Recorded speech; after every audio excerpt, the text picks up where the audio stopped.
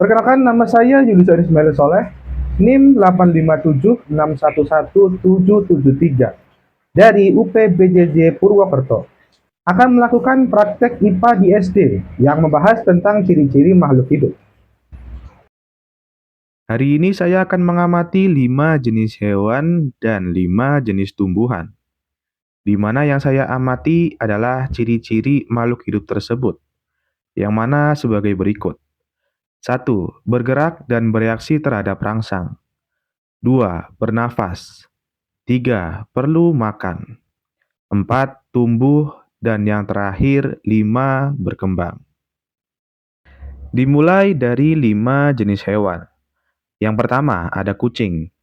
Setelah saya amati dengan seksama, kucing tergolong sebagai makhluk hidup karena 5 ciri-ciri makhluk hidup sudah terpenuhi semuanya.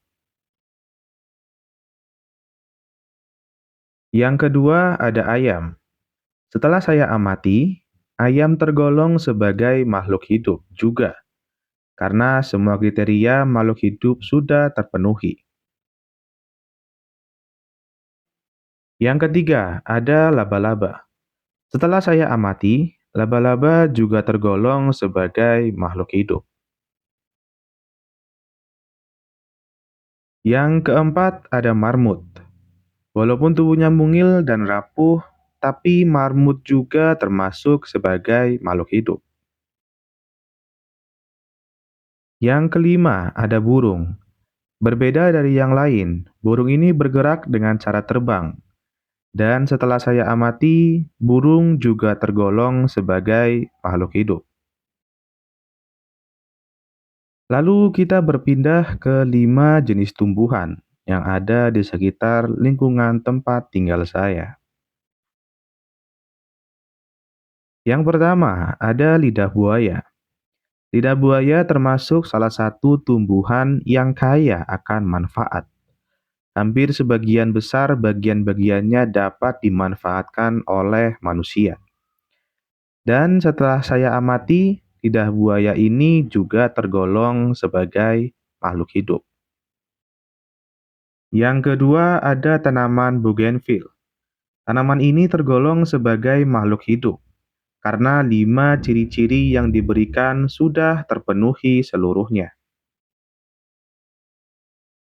Selanjutnya ada tanaman bayam.